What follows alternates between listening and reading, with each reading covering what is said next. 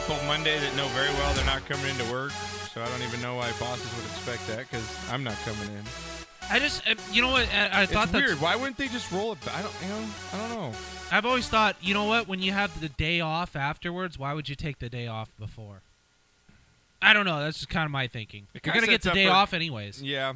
You're kind of wasting if you think about it, you're wasting a vacation day. Wasting a vacation day, yeah. We'll see. But I hope everyone has a good time this weekend. I'm going to be just kicking back. Is that not a good thought? I hate traveling on. Huh? I hate traveling. I saw his little head going like this. That's not a bad thought? No. Not a bad thought, but take them all off.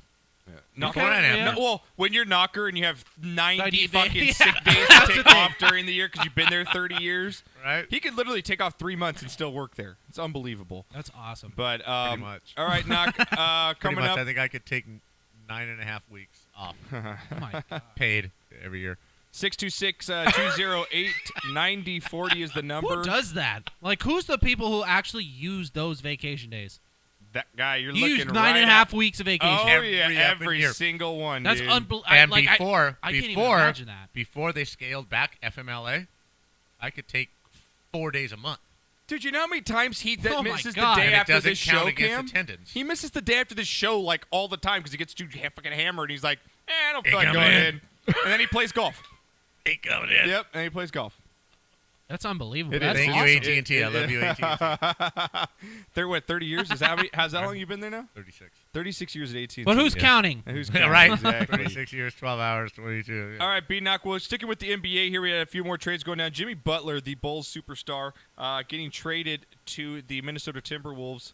And a lot of critics blame him for maybe breaking up the Bulls or not giving enough or maybe not recruiting players over there. But a lot of critics riding his coattail right now. But he had his first press conference with the Timberwolves, and Jimmy did it just like Jimmy can, and he gave out his own phone number to everybody and said, you know what, you guys got something to say, call me. And this I'm so down with that. This is what Jimmy had so to say down here. with that. This is not frustrating. It's expected. Somebody's got to take the blame. I'll be that guy. I'm okay with it. Sour grapes. I'm fine. Everybody is entitled to their opinion. But with that being said, my phone's in my back pocket right now. If whoever has anything to say to me, feel free. 773-899-6071. He's So immediately if you want to interview, there you have it. Please do. Now, as I wrote on my site, I posted this video up. I actually called the number, and it did not work. But I have a couple people. A guy from Bleacher Report called as well, and said that he actually did get through, and got a voicemail reading that didn't really maybe sound like a Jimmy Butler's phone. But an update later today, he actually was taking calls, FaceTime calls, on his phone from fans. There's videos out there of him answering these phone calls. I think it's great. I think it's great too. He's the reason. I mean, we all know NBA players have 2 or 3 phones. Let's be honest here, fellas. I would never do that. That is horrible. You have a burner phone, why not? That's fun after the first 2 days, and it's great and all. But after a month, and people are still calling. You should see my the text God! that he's been getting. But why are they blaming him? Hilarious. Why are they blaming him? Yeah, I don't get it. I don't the get other it dude.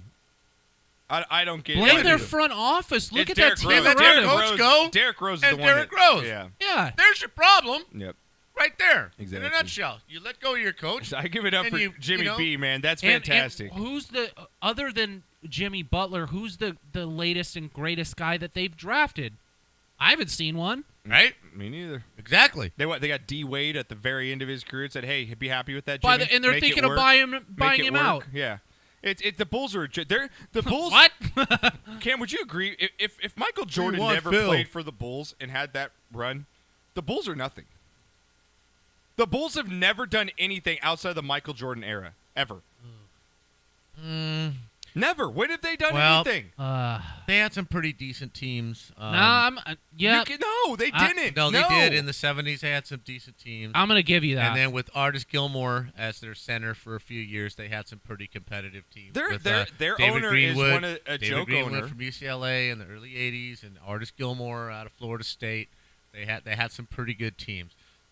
Their owners, I think one of the worst owners. He's most yeah, difficult to get for along a franchise, with. You take Michael Jordan out of the equation. I mean, they've done really nothing. Yeah, and I'm happy. Haven't. I'm excited to see. I mean, do you look at teams you didn't want to really watch last year? You kind of did. Timberwolves and 76ers are going to be fun to watch, man. You know what? Mm-hmm. They really are. Those two got young teams, high flying, back and forth on the court. I like it. The greatest thing about the NBA right now is the NBA has some very exciting young teams. The Bucks, the Timberwolves, the Lakers are coming up. You have the 76ers. There's some really good quality teams coming up in the NBA. And I don't know what the Suns are going to do. If they add a couple more pieces, maybe they're fun to watch. Team doesn't know what they're going to do. What are the Boston Celtics going to do? What is Danny Ainge's problem? What does he think the future wait, guys, it's coming, the future. How many draft picks do you need? I don't understand. Out of all those 16 draft picks, or all these past draft picks, when are you getting an all-star, Danny Ainge? When are you going to get one guy that you actually drafted that was worth right draft now, I'm thinking he's doing a pretty smart thing. Oh, really? Yes. What's so smart that what's he doing? What's Mr. Danny Ainge doing that's so smart? For the next 2 years, if Cleveland stays the same, he can't beat him, and he knows that. No, he can beat him if he goes out, trades the picks, brings in Gordon Hayward. I actually think they can beat Cleveland. So do I. You get Gordon Hayward in there, and you bring a Paul George in, and you have all this collateral now. You have all this money in the bank in the draft picks. Okay, you go next season, and your team's doing really well. Trade some draft picks for the one piece that's missing to beat Cleveland. If your team looks like shit the next year, right? You have all these draft picks to rebuild. I think he's doing a great job as far as setting himself up. He's already got a team that was number one in the conference, right? That's the but biggest they're not smoke good enough. screen. You can't believe that the Celtics were not a number one seed. I understand that, but they got there and they were a number one seed. Okay, so he's lost nothing. He's lost nothing. What has he lost? Not a damn thing.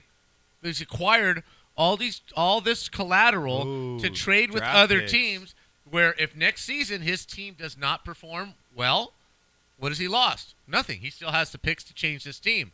But if they are competitive, you're really confident in draft picks. I just think if you have them in your pocket, it's not a bad thing, especially when you're chasing a team that you're not really ready to beat yet. Because if he drafts some guy, my problem with this is, even with the guy that they drafted, doesn't make him good enough to beat Cleveland. The fact that you had the number one pick, right? If the guy's not good enough to help you get past Cleveland, what's the point? Exactly. So why not trade it and get a Gordon Hayward? You keep him in your pocket and you wait and see if Boston comes out, because I think Boston was kind of an oddity this year to be as good as they were and to be that number one seed. For all we know, next year they're not going to play as well as they did. Okay, IT is not going to be as good as he was. Okay, I think it's an aberration. And if you're the number 7 seed next year, right, you still got all those picks in your pocket to try and rebuild. But if you come out of the gate and you're challenging, now you can book those things together to a team that needs players and get a quality player to put you over the hump. I think they're in a great position. I think he's doing a very good job not wasting picks on players who aren't going to get you anywhere. My problem with trading the number 1 pick this year was that if you're looking towards the future, which they are, why would you not go get the guy who is going to be, and I think Knocker would debate this, I really think Markelle Fultz is going to be a star. But you trade back to number 3 for Tatum. You still already have a ton of picks. You already have a ton of collateral. And if you really want to go get a young star, why don't you just go get Porzingis, who in the future will only get better and at this time is good enough. So that in itself. But what do you need to go get him? Thank you, Cam. What are you offering the Knicks to get Porzingis? You're offering two first-rounders. Two first-rounders. Exactly. Yeah. That's why you hoard the picks. Now, next year. Well, because do you think two of those first-rounders are those guys? There's a 10% chance that they're going to be a Porzingis. Next year, if the Celtics are in the running, right, at the trade deadline, because we know the Knicks aren't going to be, he can package those picks that he has in his pocket and trade for Porzingis with those picks. Without those picks, he can't go get anybody. He can't go get any help. He has the picks already. Maybe for Porzingis. I'm with him because I don't trust the 18-year-olds. I'm not going to sit here and you're contradicting yourself completely. No, I'm not. No, I'm not. You're saying you don't trust 18-year-olds, but yet save draft picks to get them? Exactly. What?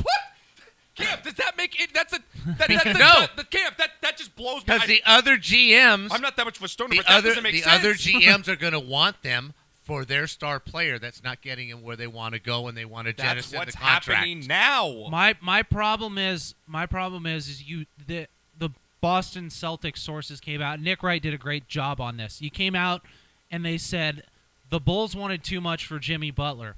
Well, come draft day, Jimmy Butler's traded. It's not that much when you really look at it. It's like you're like, meh, they could have done that. Yeah. That's the only thing is the maybe they didn't want Jimmy Butler. There's no Knocker. Come on. I'm just saying. Come on, Knocker. Yeah, really. Jimmy Butler goes on that team. He's their best player by far. Okay. By far their best player.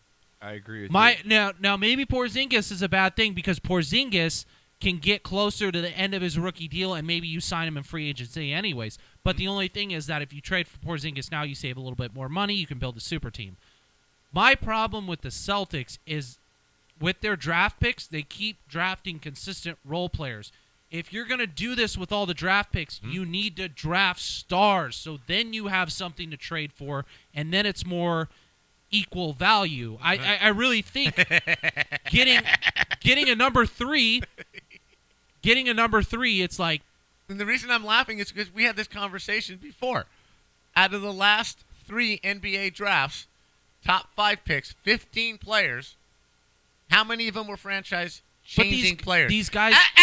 What you're saying is draft a star. There are no stars to draft. My problem is there's no stars to draft. You don't know if give away the picks. You don't know if they're stars until their 6th or 7th year in the league, and this has been proven. Exactly. So my thing is though is they keep you keep trading down in every draft. Go get a guy who's number 1. There's nobody there. Yeah. There's absolutely somebody there. There's no Patrick Ewing. There's no. But you're talking about Shaq. There's no he's game changer. Himself. No, I'm not. Those are generational players. Danny Ainge is sitting there. You're saying there's no one in the draft, but you're saying keep the draft pick. Exactly, because other GMs want them. Yes, so you trade them to get a Porzingis. Exactly, but you don't trade until you get the player exactly who you want.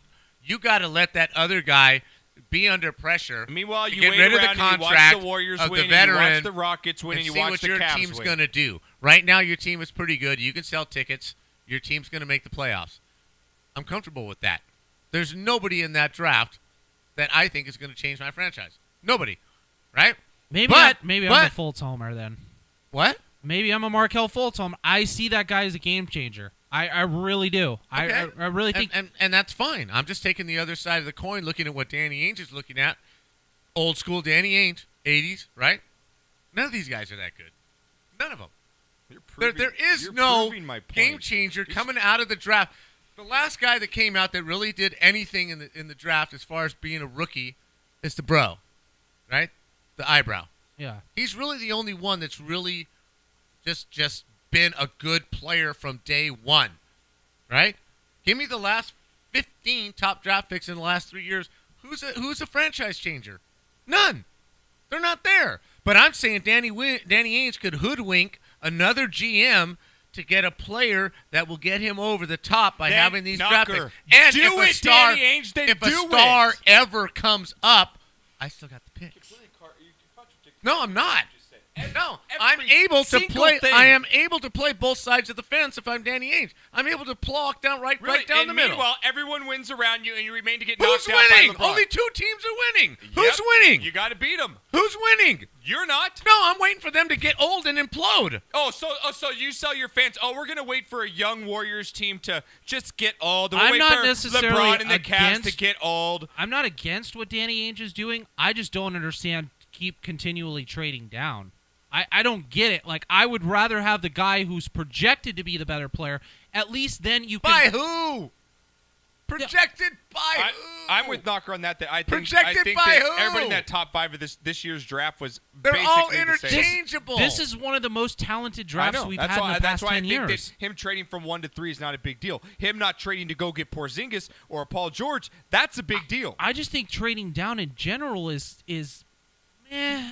I mean, you have a better chance of hitting.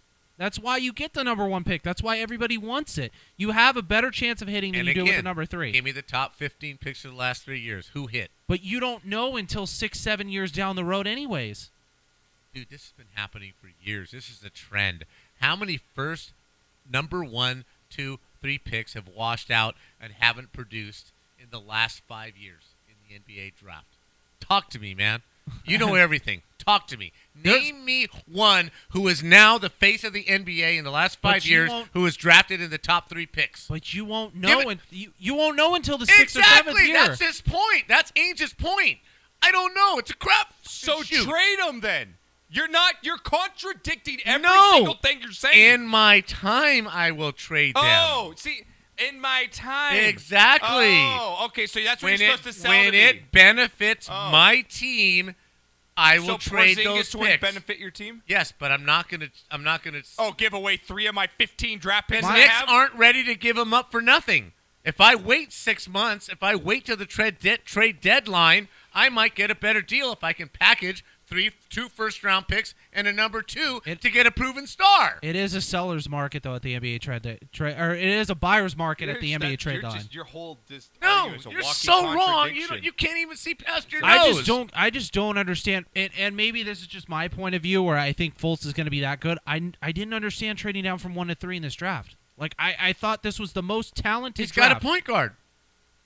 Yeah, but he's getting older. IT's getting older? What are you talking about? He's 25 years old. Yeah, no, he's like 29. Yeah, and Knocker. That's old? He's almost hitting on the wrong side of 30. 6-foot point guards don't really last that long in the NBA. How tall is Fultz? Sorry. I'm not Fultz is like 6'4". Yeah, I'm not on the Fultz bandwagon. Fultz is bigger. Lonzo's 6'5". Now, see, Lonzo's nice. Okay. I don't have a problem with Lonzo being picked number 2. And IT can't defend. Isaiah Thomas is one of the worst defenders in the NBA. My problem is exactly. That's why you just made my point. How did I make your point? That's why, because IT might be an aberration. He might have just had this one good year. So why wouldn't you draft a backup point guard who can take a spot? Because I have those picks. I can do something next year. Let's right now, if IT plays out, I've got him under contract. Right? If he comes back and has the exact same kind of year, I still got him. Why would I waste a draft pick on a guy who can't replace my best player? IT's my best player. He's averaging 30 points a game again. And we're right in the thick of it. No, you're not. Right? You got blown out by the Cavs in all those games. Exactly. But I was still the number 1 seed, and I'm right there. I'm right there. No, you're not right there. You're not even close to getting to the NBA Finals if you're the Celtics. You're not close. My point is that I think with what they're doing with Isaiah Thomas is going to be 30 years old. He's going to sign his big second contract. And then they're screwed. You need to draft a point guard. Draft a point guard. They're thinking about letting Marcus Smart go. You're gonna let Avery Bradley go. Draft another guard. I'm telling you, man. All right, my point is that we'll see what happens after this weekend. From 1 to 3, I just didn't get it. You needed a guard and you didn't draft a guard. Yeah. Like that doesn't make any sense to me. We'll see what happens. I think they're going to get Gordon Hayward on Saturday. And I think that after that, I think so too, and that's a good move. We're going to tell what they do after that because Gordon Hayward's not going to beat that Cavs team. Gordon Hayward and PG will. Yes, that will. But here's the thing: if you wait for Gordon Hayward, you can then, like Knocker said, you then have the assets to trade for Paul George, and you can try to convince him to get back in there. Yeah. I mean, you can. One thing that scares me again with Paul George and trying to get him, he's on his last year of his deal. I would never. You can get a guarantee from him that he's going to sign after with you. what Dwight Howard did to the Lakers. I would never trade for another player who is up on their contract. Yeah. I would make them at the trade move when the phone call is sent. I would say sign that damn contract. Yeah. Well, we're talking about GMs here. Another GM that's out of there now is Phil Jackson, parting ways with the Knicks. He became the team's president back in March of 2014, signed a 5-year, $60 million contract, Knocker. His record overall, 80-166, a .325 winning percentage, no playoff appearances, and absolute zero development in the league. The Knicks paid, when you break down the numbers, $666,000 per regular season win. Mm-hmm. That's insane. Yes, it is. It's just like throwing money out of a building or burning Absolutely. it. I mean, if you don't have the players, what an embarrassment. I don't care again, doesn't matter. If you don't have the players, you can't win. Can't win. It's an embarrassment. Didn't have the players in New York. Yeah. You know what's funny, though, is he actually drafted well. It was more free agent signings. He got Porzingis. I think well. McKinnon's not bad. They have Hernan Gomez, and he's not a terrible drafter in his time there. Right? But and I think from day one, from the minute he got there, he wanted to go to Carmelo, and they wouldn't let him. I'm just saying, watch The out. first time he stepped into that office, I want to get rid of this guy. He doesn't fit my system. Yeah. And they said there no. was there was confrontation. There Absolutely. was, from the very beginning. But I'm just telling you, watch out. You should look at this Phil Jackson. I'm telling you, Jerry West gonna maybe go down the same path as Phil Jackson with the Clippers. Maybe 5-year, 10-year. Nah. Thinks he's gonna do all this stuff, then flames out. Jerry West. Get off the Jerry West hype, guys. He is a proven roster builder. Get off! I'm telling you right now, the Clippers are gonna be the goddamn Clippers no matter what. Jerry West ain't changing shit with that team. My only thing is that the Clippers will. It's the market you play in. You play with the Lakers. That's just unfortunate, Right? Yeah. And I don't think it's not that the Clippers will be good again. They could be a playoff Sure they roster. Sure they but will. you play with the Lakers, man. Nobody comes here to be a Clipper. Yeah, exactly. It's just you're always gonna be in that shadow. Exactly. Why they So- should move to Seattle. You know what? And I'm for that. I'm cool with that. Yep. They probably have a huge fan base. there. Absolutely.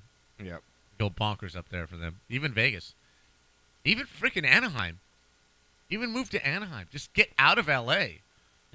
Just get out of here. I don't know about Anaheim. You cannot. basketball. You just can't play in the same stadium Yeah, you can't. as play the state Lakers. You just can't do Why it, give man. San Diego a basketball team? Well, they San were Diego down doesn't there. deserve any. They sports do not. They don't teams. deserve anything Yeah, down there. San Diego doesn't deserve a Most baseball perfect team. weather on earth. Fuck them all. They don't deserve shit. All right, Knocker. We'll talk about a guy that we talked ending our Serious. basketball F up. conversation here. Let's They're end it with terrible none other sports than fans. LaVar Ball, who Knocker, his son was drafted by the Lakers. He said he was going to be a Laker.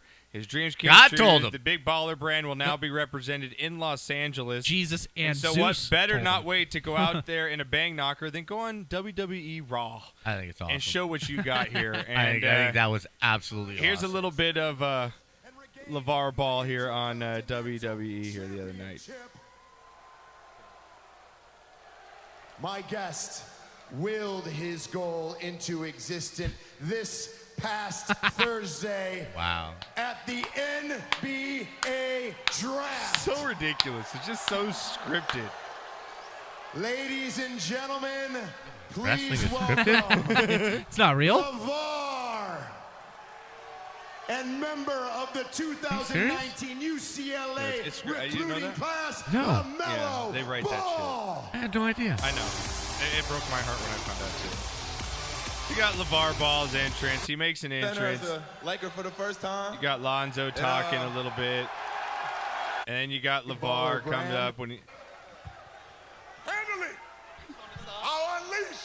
Oh, what, are you going to unleash all the balls on me? There's a drop. No, I don't want to deal with your kids, mouth. Ooh. I want to deal with you because you do a lot of this, and all I want you to do is prove it.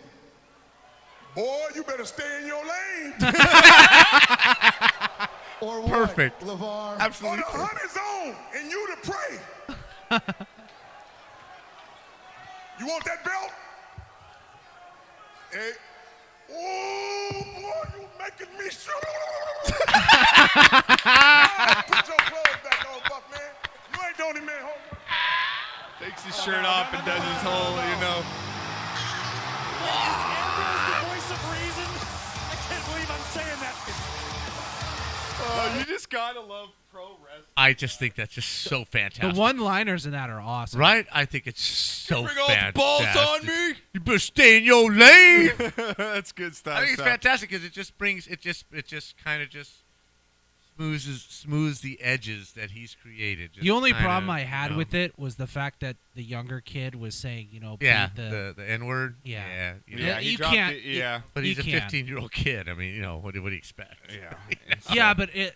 Caught up in the moment. It's Yeah. all right, He man. got caught up in it. Right now, Everybody young. moving on. Let's move on to a sport that we just cannot wait to get to, Knocker. It's right around the corner here. I could smell it. You could smell it. It's almost here, baby.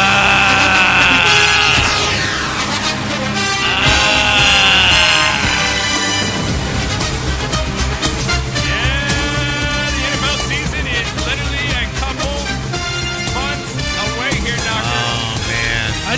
year for the Cowboys to disappoint their fans. Oh, really? A new year for the Cowboys to not win a playoff game at home. A new year for the Cowboys to be overhyped the first 5 weeks of the season. God, I wish I could say something back, but they're all true. A new year for Jerry Jones to run his mouth. Oh, man. All right, Knocker. His trick poureth over. As I play a little, this music only fits perfect.